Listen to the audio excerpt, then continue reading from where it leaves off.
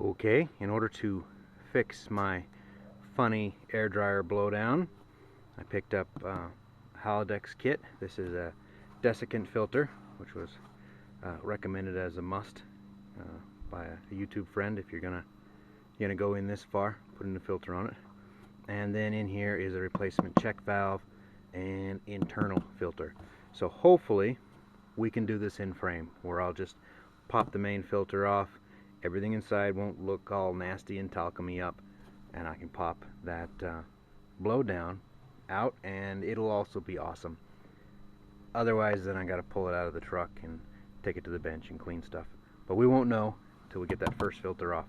This was the part number. Napa had it listed under DQ6026. I believe it's also the company's part number as well. So here's the unit. There's the desiccant filter on top, and then the blowdown valve is right here. First thing I'm going to do is get a brush and try to clean off everything, just so crap doesn't fall in. And I'm going to pull the blow-off valve, and we're going to find out right quick if she's dirty inside. And if she's dirty inside, then it's all going to come off the frame and go inside and be cleaned. If it's not dirty inside there, well, then I'll just do the whole thing in frame. My plastic cover was... I know, I'm using a car wash brush. I didn't want something with stiff bristles. My plastic cover was well and truly stuck on there. I had to jam and wedge it. This is the heat-resistant gasket. Goes between the heater element and the filter housing there. And then they warn in their instructions about not letting that heater element drop out. Mine's stuck in there pretty good, so for the moment I'm just going to leave it, and it'll hold itself up. Now I got to get the valve itself out. This is somewhere in between. It's not dirty, nasty the way I saw online, but it is not clean either. So we'll see. As I understand it, there's two ways they mount these. One of which you have no choice but to pull it off, and one of which you don't. I got the lucky one. There's my purge valve right there, which must then activate and come out down here.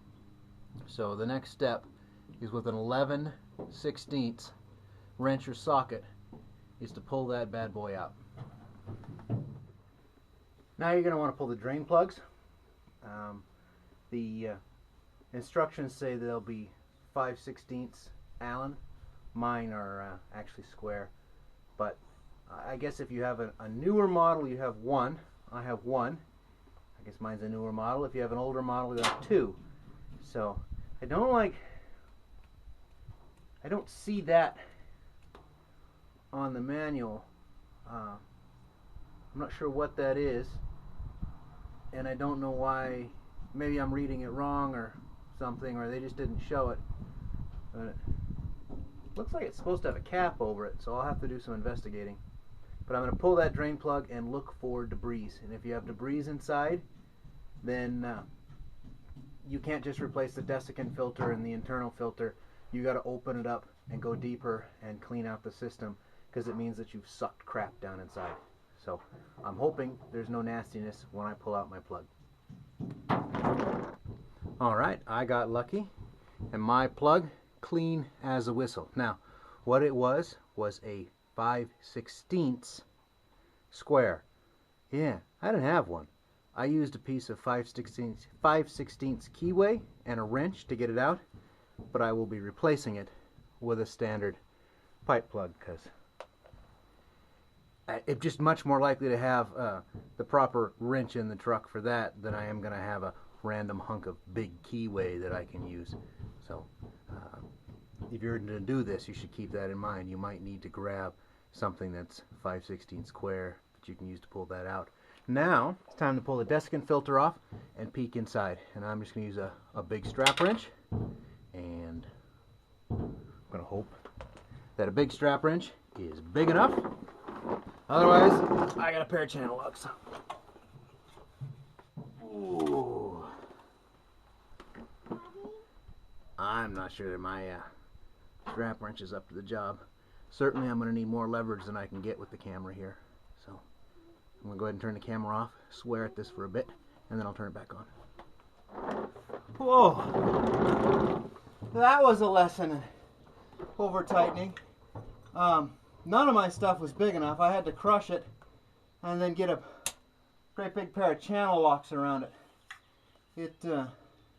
It's quite heavy, and it's got a little bit of oiling inside, but not too bad. And I think whoever put it on neglected the silicone grease, and then, boy, they put it on with more than hand tight, unless these things are famous for gluing themselves on. I mean, that was really, and I know I didn't have a decent chain wrench, strap wrench, but still, that was really something to have to go after it like I did. So, so far it looks nice and clean. I got to get up inside and look in the top, make sure there's no fouling up there. So here's my internal, I believe they call it a coalescing filter, and while it's definitely got some oil and water fouling on it, it doesn't appear to have chunks, and that seems to be the bottom line, is it chunky? And mine's not. So I'm gonna go ahead and put it back in. I'm not gonna try to get down in there and clean that out. I'd say that my filter's been in bad need of changing for a while. So I guess BC Truck, if you were watching this, you were right. They get forgotten all the time. So out with the old one with the new. Make sure you get that washer on the new one. So the new one I have got all this, but that washer is in a separate little bag. So you gotta remember to get that out. And if you pull yours out and it's missing a washer, you really need to peek down inside and see if maybe it's laying in there. You don't want to put it back together like that. Here's my new coalescing filter, and I've been nice and generous there with silicone grease. That's at least it's included in my kit. If it's not included in yours, or you're buying parts or whatnot, make sure you get silicone grease. So that will slide on in there. That's the first step. Alright, here is my new air dryer can. Whoa! What is all that noise? It's okay, you just be careful. I bet it was heavy. I have no idea what he's doing. Go ahead, bud. Throw it on the ground. So that oh, my helper. Anyways, I think what was neglected on that last filter was to grease the threads here, and the instructions say to do it, so I made sure I did it. And then also, obviously, to make sure the gasket's all lubed up. What, bud? Alright, well, you gotta let Daddy finish, okay? So I'm gonna go ahead and put this on. There it is. I've got it just absolutely as tight as I can possibly get it by hand, and I've written the date and the truck's mileage on the unit. I mean, it should be in my records, but still, it's not a bad habit to get into, I think. I'm gonna put the rest of it together. Alright, so I put my drain plug back in, and I swapped out that funny 5/16 square that I don't really have for just a regular pipe wrench with that, you know, put a 7/16 wrench on. And the pop valve itself comes pre-gooed, so I don't have to put any Teflon on that. And none of these had a particularly high torque rate, and I have no real way to measure inch pounds on this stuff, so I'm just kind of going by memory, and I'm remembering the case is aluminum, so you know, you just snug. You got a lot of leverage on a wrench like this. So. That seems good. I'll worry about if it's leaking. We're reassembling the new cup. They give you a brand new cup and brand new screws and a new heat resistant half whatever washer there. You don't want to forget to put that up in. And obviously it goes like that. This is the old one, so whatever. But they give you a brand new one. They say no grease, no sealant on any of that. So as soon as I get this cup on here, we're ready to fire the old girl up and pressurize the system and see how it pops.